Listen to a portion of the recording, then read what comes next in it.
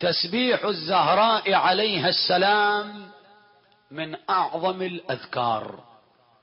يعني لما أقول لك من بعض الآثار تتعجب. مثلا لو كان عندك أي أمر تريد أن هذا الأمر مثلا يطوف، ما ينظر إليه، سبح تسبيحة الزهراء. إذا أردت أن تدخل على ظالم سبح تسبيحة الزهراء.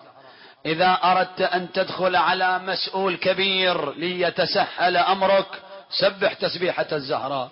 إذا أردت أن يؤمنك الله في فراشك سبح تسبيحة الزهراء.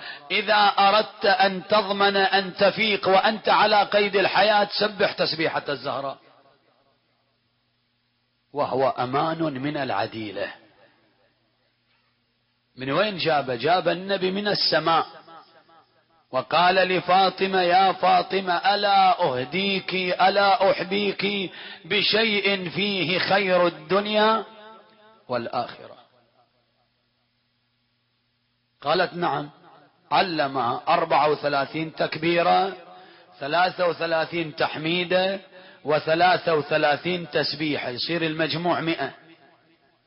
لاحظ احنا نجهل فضل تسبيح الزهراء عليها السلام، بل ورد عن بعض أئمتنا ما معناه لا تكاد تقبل الصلاة من دون تسبيح أمنا فاطمة، لا تكاد تقبل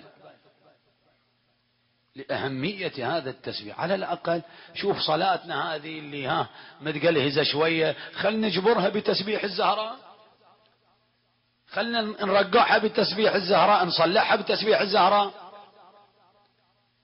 وفوائد كثيرة، وخصوصا قبل النوم.